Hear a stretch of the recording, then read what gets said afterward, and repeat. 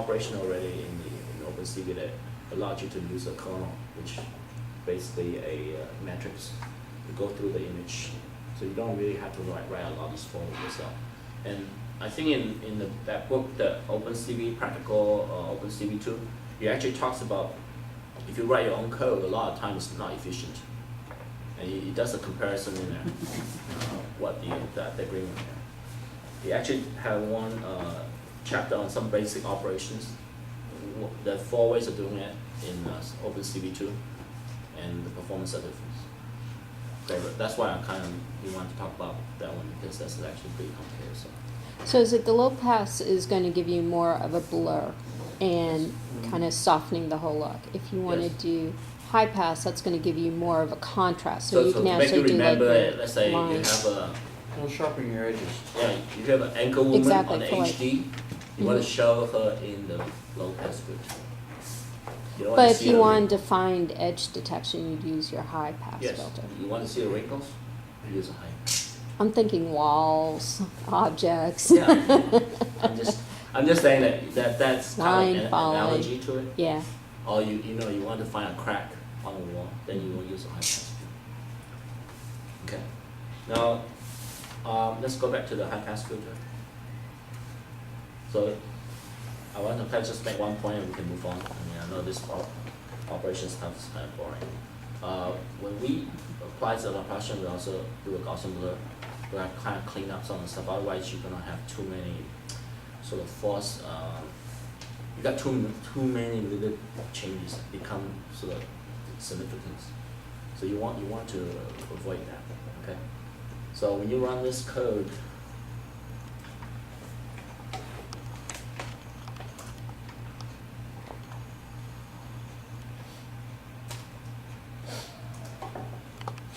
Let me just kind of explain what this does. So we have the original image here, right? We found the salt on Notepad. And then you have the solver X. This is the X direction changes. This is the Y direction changes. And this is basically absolute value X plus 1. And this is basically threshold on this picture here. So you basically want to kind of think of you want to use OpenCV to kind of figure out where the line is, right? So that you can, figure out where the object is. So you want something basically can tell you what the contour of that person is. So this is the Laplacian. Okay. So I think Laplacian works pretty well. You know what's really cool is that a lot of this almost mimics what you would do in a dark Yes. room for black and white photography and color. Yes, actually the art class is basically the sketches and stuff. Yeah. I think the OpenCV actually allows you to do a lot of cartoon operations. I mean, you can do it actually through the chemicals in the darkroom. You don't have to do any Yeah. manipulation in the computer. I'm going to talk, that's not probably a lot of people know. I want to talk a little bit about morphology. This is something that will be interesting to me. Basically, morphology allows you to basically, this is an API that I took out from the website. Okay, so this is basic tool operation allows you to kind of clean up some of your images. Erode means that you take the minimum amount of neighbors, dilate, take the maximum amount of neighbors. So there are a lot of constant and things like that you can tweak and stuff. You might want to tell them what they mean by neighbors. Oh yeah, sure. You got the basically you can set a sort of diameter, how far you want to your operator to operate on. So you can have actually 3x3, 5x5, 9x9. So your neighbor is kind of like depends on whether how computational powerful your machine is. So let's say I would use a 3x3 or 5x5 in certain operations. But if I do 10x10, it would be too costly because I have to actually slice the entire convolution of the kernel. Basically, this is like your kernel. Okay, let's say this are the values. You kind of slice this through your image across the entire image to perform the operations. So do you also use that when you're doing your like your blur? If you take a larger Yes, exactly. neighborhood area, Basically, then that would do a give you more of a median- blur. You basically multiply everybody's value by 1/9. Mm-hmm. Or if you use a median filter, you actually take everybody's values and multiply by 1/9 and put it in the middle, in the center. So it's kind of like you right now you're sitting next to Jebediah, right? Whatever his value is, you multiply by 1.9, and then whatever this gentleman is, and then they multiply 1.9. You sum them up, and then that's your value. I'm a combination. That's how you become blur. Because Right. then what happens is that if somebody is very bright or somebody very, dark in color, then they got kind of mixed together. That's why the edge got lost. Because when you do that, you're doing sort of indiscriminately to figure out where things are. Mhm. So the bilateral filtering is actually does something very clever. We're not going to get into it, but that we're able to preserve that. That's another entire conference workshop on that. Everything is a workshop. Okay, I kind of want to just wrap up this talk with something that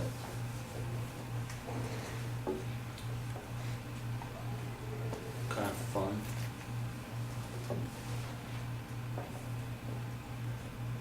That you can do with OpenCV. So in OpenCV, you can actually do something that allows you to take multiple pictures. And this is a trip that I went in summer to a room. You got some of them probably recognize the pictures. So basically, I took about 5 pictures, in this case 4 pictures, and then they are called a stitcher in the stitching method in the OpenCV too. That allows me to stitch them together. So basically, what it does is it figure out what the common sort of features are. We call it registrations, and then basically figure out what the morphology, which basically means that how much translation and things like that, perspective and all that stuff that need to operate, that need to apply to kind of fit them together, and then kind of stitch them together. And then the picture doesn't have to be in sequence. That's one thing I found is kind of interesting. This software is actually pretty intelligent. You actually can figure out a lot of stuff. So this software has a very good algorithm in it, but not perfect. So you could use that to stitch together multiple cameras around. Like, Yeah, let's say we take a picture right now. Take 4 pictures, 5 pictures. You can take up and down. Then you try to basically figure out all these sort of kind of coordinates in the space, so to speak, in the sort of image space.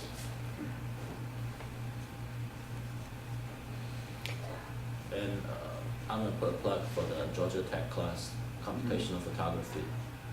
That class teach you a lot of this stuff. Do you know if Photoshop uses OpenCV or do they use their own version? Probably no. They're probably it has a multi-threading before a long time ago, so that's like they have to write a lot of stuff themselves. Okay.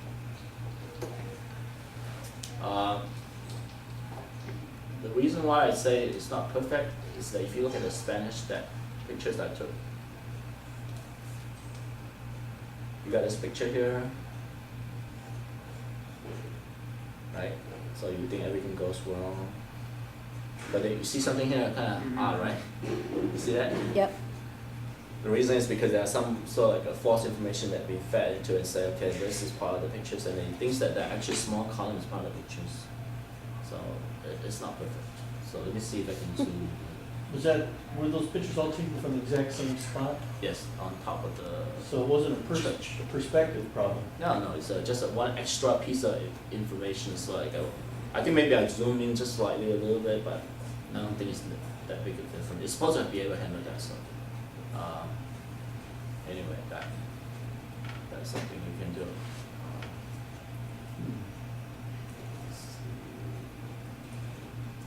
Yeah, I'm not gonna go into all the pictures. Okay, so let me see if I can just do a quick demo on the actual hardware. Originally, I was gonna set up and I get it working with the Raspberry Pi, and you probably can see that the Raspberry Pi is actually working. There's a video run. So I actually was gonna take stream the picture from here and basically send it to here using OpenCV to process it. But there's some problem with my router. I couldn't get the router I want to bring to work with it. So it works at home, but it doesn't work here. So let me just explain the setup so even we don't get to see it, so you understand what's going on. Basically, I have a Raspberry Pi running here, and this guy is basically spewing out all these images. Okay, see all this ASCII characters going behind the scene. Basically, it's just showing that you can see it choosing. So, It's hard to see it. let me see. Is that video? You Oh, put it yeah, right there in you the go. projector. Let's just not do any more extra stuff because right now this thing's pretty. Can you guys see? So Maybe if we took it from, yeah, sure. You can hold it. a little more. Now, you need to basically move this guy around. I move my laptop around. Yeah.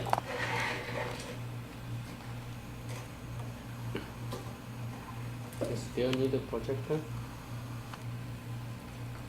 And that's the official Raspberry Pi camera On the module. projector? Yeah.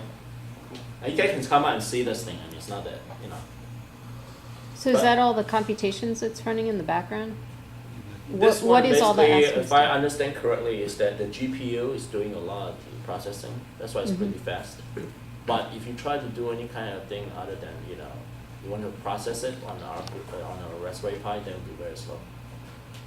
Because it doesn't have enough memory. Because right now, it says it's running almost at 95% of, just to do this, it's running 95% without any streaming memory. So once you hit that actual physical memory, then you go into slot space, you slow down the machine so much. So you're using a camera on the Raspberry Pi and you're streaming that to the tablet. And so what are you using the OpenCV for? Is it doing some type I of was gonna computation? that's why I was going to show Okay. that. But the problem is that because I couldn't get them to talk among each other, Mhm. so I'll show you the code slightly Okay. in a separate thing. But you just have to imagine that it's coming from there. That Okay. being line. So you have a VLC streaming server on the Pi. Yes. I can actually try VLC, MPEG, all kind of stuff. I mean, there's a lot of stuff. There's the thing called NC. Everything that you can imagine that's out there, like 5 different ways of doing it. But they are not perfect. All of them have problems because they're not designed for real-time streaming. Most robots need real-time streaming, but the VLC is not designed for real-time streaming. VLC has actually the best picture quality. It's almost like you can see that person in front of you, and it doesn't drop the frame, but it's 5 seconds later. The robot is gonna miss that. So if you lowered the sampling rate, Doesn't matter. It's not that. It's still not fast enough? It's You propagation go delay. online. You go online. Let's talk about how to use VLC streaming. There's like Yeah. at least 100 entries on that stuff. You go. I've read all of them. It's very hard to get it to less than 1 second. Even 1 second is almost impossible. Do you think? The reason is because the software itself is not designed to do that. Yeah. It's designed to get you the best video. Why do you need real time? Mhm. You know. Yeah, if you're off by a couple of seconds, the user that you're trying to support doesn't care. Yeah. You have let's say you have a security camera. Mhm. The person come in, 5 seconds later you know that Oh, yeah. it's not gonna make a big Mhm. difference. Right? But you see you got perfect pictures. Otherwise, what happens if you use other like MPEG streamer, a little bit faster, 2 seconds, it Very drops a slow. lot of frame. Yeah. It has all the because it's doing all the compression on the fly. Try to figure out the best way to send the picture as small as possible. Is it possible, in your opinion, to do something locally on the Raspberry Pi if you didn't take as many frames per second? Yeah, probably. You just write your own code. If Yeah. It's possible. But it still would be in the software. There's nothing Yeah, GPU accelerated. a lot of robots already done that, right? Mhm. So it's nothing new. A lot of robots already have that software. Probably they already customize it for real time. So they'll drop a frame or two, nobody cares. Yeah. You know what I mean? But the VLC basically want no frame drop probably and do a caching as much as you can. Because otherwise, what happens is that if somebody move very fast on those, like just moving your hand around, Generates a lot of data. you couldn't see. Yeah, because there's a lot of changes in the MPEG's pictures. change based, right? Yes. So the MPEG compression and stuff. It's pretty complicated stuff. So anyway, I have fun playing with that actually. One and a half days spent for nothing almost because I was going to show this thing, Mhm. but it didn't work. So anyway, at least you can see the thing is running fine, and it's running about 60 frames. I think probably 60 frames, 35 frames. It's pretty fast. You can move your hand. I mean, can you see my hand or not? No, you don't. A little It's bit. just like a little blur. There Yeah. you go. the best camera is actually the Sony for the price. But with this camera, can you just grab, say, 2 or 3 lines and not the whole video? What do you mean by that? You mean, Well, what I mean is instead of grabbing the entire picture, grabbing just certain, a group of lines. I'm or pretty sure select you lines. could right now. The tool, because the Raspberry Pi is not a webcam. It's not USB webcam. Right. Actually, it's not supported by the USB V4L library. You cannot actually use the Cheese. Cheese is a software to look at pictures, and you cannot do that with the Raspberry Pi. Okay. And because you go to the GPIO pin and things like that, it has its own stuff. So it depends on, maybe someone will write software. I mean, just not me. Yeah, probably the Raspberry Pi's camera driver doesn't Yeah. support going and just grabbing individual scan lines, Yeah. but I expect the camera would be capable of dealing with it. It's just a matter of Yeah. But then the thing is decide that to do it and write the code. why do you want to grab just a few lines? Well, think about it. If you're making a serious. line follower, you don't need the whole image. Yeah, but 3 you or don't know 4 where the line lines is. spread out across the image. But the Grabbing problem is that. that you don't know where the line is. The line could be at the end, and you want to move the robot to this thing. So when I wrote the code last time, basically you need to figure Well, out. I just run Sobels across it, find out where the edges are to that line, and then you can actually estimate the curve of the line and that sort of thing, just by picking the edges you saw on equally spaced lines. Well, what if you have no lines in the beginning? You Well, want to find I'm that talking about line. line following, you're gonna have a line there. What if your Well, robot? what he's saying is you take a horizontal slice of the picture, not a vertical slice of the picture. That way, no matter where the Yeah. line is, you're getting that slice. Like a That's- parallax. Then you don't use this camera. You use something else. You use like Use a linear camera. yes, you like a scanner. You use a scanner. Just take a scanner, which is basically 1D, right? But you want 128. multiple lines. You want lower, mid, and high, so you can see near field, midfield, and far field to estimate curves. That's what you want. Even if you want to do any kind of feedback theory based on velocity acceleration, you may have to, feed forward kind of stuff. You may have to know what the future is. I mean, the good thing about sensors is that it tells you a lot more than what you need, but it's useful. I'm going to go into that a little bit in my presentation of the RDMO. Okay. On July 1st, the first Saturday of July, Yes. so coming up. Just letting everybody So I'm know. about to send out a synopsis of what I'm going to talk Oh, cool. about. It actually ties into the OpenCV thing as well. We'll talk about that a little bit. Yep. And how you can do some of this on real-time, HD, on credit card size, low-cost hardware. So I just want to conclude with let me see if I can find the code right now. Hopefully it works because it's been dropped a few times. So basically, we have the. This is actually why I want to show across the network, but I was not able to. Sorry. Jeopardize did the guinea pig. All right. So Jeopardize waved at it. So you can see that basically he's doing Wow. canning operations on this. So I think I see his beard. so That's great. we can change some parameter here so that you can see that. Oh, you want to? Sorry. Yeah. Here's John. Get a wave on the back road here. I think you can see that better. Oh, sorry. It's starting like a sporting event. I was trying to. That would even work well. Yeah, but for it works better for for waving left to right. Go. Oh, that's so hippie. As long Okay. as the table colors. Let me just change Oh, one I parameter understand. so you guys can play some more. I want to change one parameter here to see what it does. So what one are you changing? I'm going to change the threshold for it to detect line, Are you increasing it or decreasing it? increasing it. Decreasing is not fun. Just flatten the thing.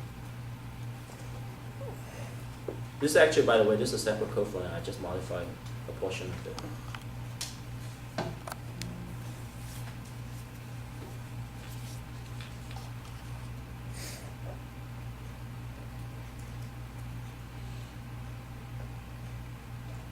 So we're just gonna lower it to some magnitude here.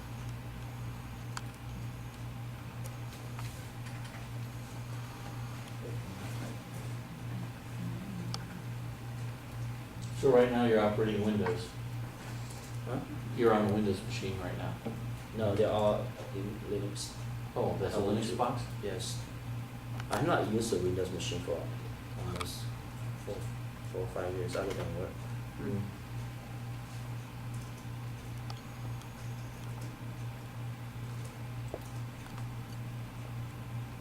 Can't afford it.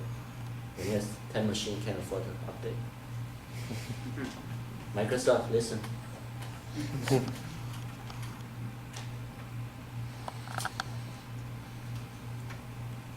So you see a little bit noisier this time because I would just kind of make it a little bit sensitive to some of the noise coming from the video. So it's actually kind of harder to see it. Yeah. If you guys came closer later, you can kind of see your face and things like that. You know. Mhm. So, I mean, in the future, maybe we have a follow-up presentation. I'll do some more like hand tracking and things like that, gesture tracking and stuff, or face tracking based on the view and stuff. I would really like to see it where we're using the OpenCV and processing to see how that works. Okay, that's And pretty how to easy use stuff. it with the robots, because really that would be handy. We've had Yes. people that came in with robots, especially from Tennessee, Yeah. and he actually used a camera I know and that. to do his line following and everything. Of course, he had to do the processing on the But I don't computer. think he used I don't think he used the processing for the robot, right? Because you cannot have two machines running. You're gonna have an onboard computer. You cannot have anything related. Oh, that's to it. right. Maybe it was just a start-stop on his computer. Yeah. Mhm. I don't think that's just for a debugging problem. Yeah. So I'll have the same demo, basically a real-time silver filter, we're Okay. running on board. Mhm. We're running on a board about that big, about credit card size. And what board is it? It's the Adaptiva Parallel board. It's a Kickstart project, started probably 8 months ago. Okay. Starting to hit deliveries now for people that funded it. Is that the same thing Mike was talking about? On the, he said there was a Kickstarter going. Just came through. Oh, this was No, 8 that's months something ago. different. Oh, okay. There's so many Kickstarters out there, it's hard to keep track of. All right. Now that almost makes it look like it would be hard for the robot to actually determine what's going on because there's so much noise. Yeah, that's why you need to smooth it, and then that's why I was tuning out the sensitivity, make it a little sensitive to the noise. So when are you gonna put this on a robot for the competition? When are you gonna do maze or line or something? And we did a line before 2 years ago. With OpenCV? No, but city. Yeah. I mean the hardware is not even okay. You gotta push yourself. Yeah, come on. You need a I have 10 challenge. projects going on right now, so I hardly have enough time to do this one. No, seriously. We've been postponing like 3 times, 4 times. I know. It's okay. We're allowed to postpone. Okay, it's almost time. So any Yep. questions? Or you guys just come out and play? We're good? We're done. Great. Well,